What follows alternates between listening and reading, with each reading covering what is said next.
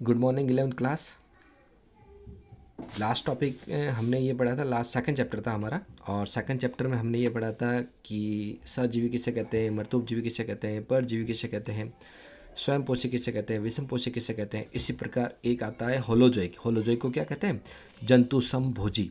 यानी इसका मतलब क्या होता है जंतु समभोजी का? अधिकांश जंतु ठोस पदार्थों का भक्षण करते हैं। मतलब क्या? अधिकांश जंतु जो मैक्सिमम जो ज़्यादातर जंतु जो होते हैं वो ठोस पदार्थों को खाते हैं, या क्या करते हैं उन्हें सीधे ही निगल लेते हैं।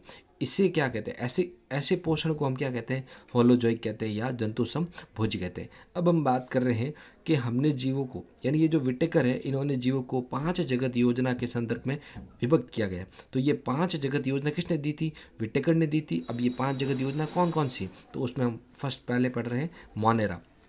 तो बात करते हैं मोनेरा की।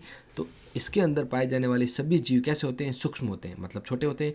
और ये जो जीव होते हैं वो कैसे बने होते हैं? एक कोशिकीय प्रोकैरियोटिक कोशिका। इनके अंदर क्या पाई जाती है? एक कोशिकीय प्रोकैरियोटिक कोशिका पाई जाती है। फिर देखो इनके अंदर जो कशापिकाएँ होती है, उनके अंदर 9+2 की व्यवस्था होती है जो नहीं पाई जाती है। क्लियर? 9 केंद्र के अंदर पाई जाती है और 2 परिधि के ऊपर पाई जाती है। क्लियर? ये कशापिकाएँ होती है। फिर बात करते हैं, इनके अंदर दोहरी झिल्ली युक्त कोशिका नहीं पाई जाती। इनके अंदर जनन कैसा होता है? अलैंगिक जनन पाया जाता है। ये स्वयंपोषी भी होते हैं और विषमपोषी भी होते हैं। इनके अंदर कुछ जीव जो होते हैं जो नाइट्रोजन स्थिरीकरण करते हैं, जैसे एग्जाम्पल क्या है? राइजोबियम। और इसमें कुछ जीव जो होते हैं वो क्या करते हैं? अपघटन का कार्य करते हैं, जैसे नाइट्रोबैक्टर। क्लियर? अब देखो इनके अंदर जो विशेष प्रकार के जीव पाए जाते हैं, इनको क्या कहते हैं? आर्की बैक्टीरिया कहते हैं। क्या मतलब है ये आर्की बैक्टीरिया? क्या करते हैं? ये ऐसे जीव होते हैं जो ऑक्सीजन की अनुपस्थिति में या अधिक ताप पर भी जीवित रह सकते हैं। यानी इनको जीवित रहने के लिए ऑक्सीजन की आवश्यकता नहीं होती है।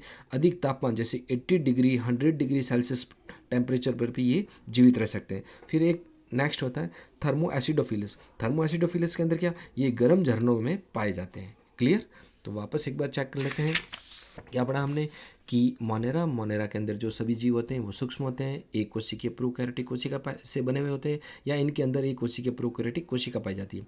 इनके अंदर जो कशापिकाएँ होती है वो 9+2 की व्यवस्था के अंदर नहीं पाई जाती है। इनके अंदर दोहरी झिल्ली कोशिका नहीं पाई जाती, अलैंगिक जनन पाया जाता है।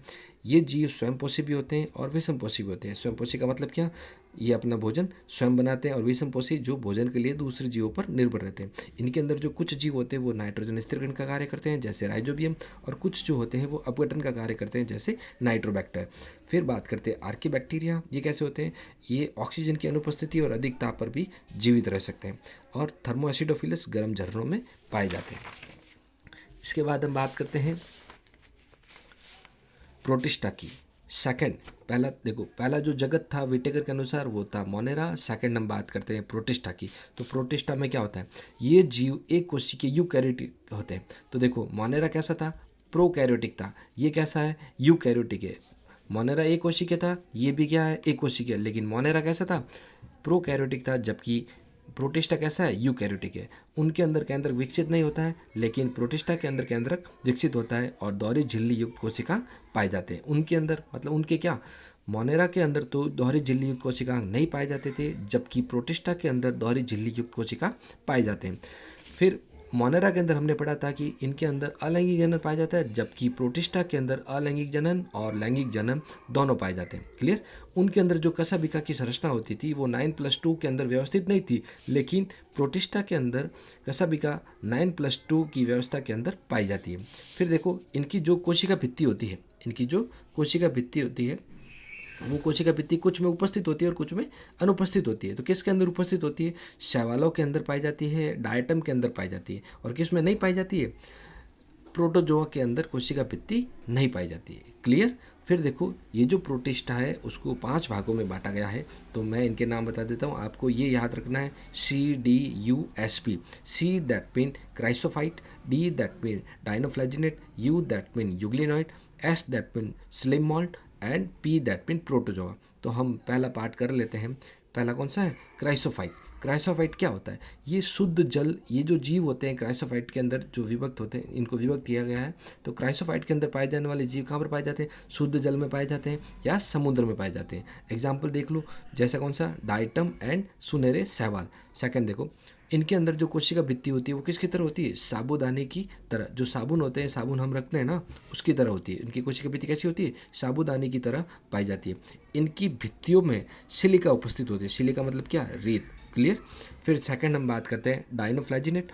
तो ये किस में पाए जाते हैं, समुद्री होते हैं और प्रकाश संश्लेषी होते हैं। इनकी कोशिका भित्ति के बाहर सेल्यूलोज की पट्टियाँ पाई जाती है।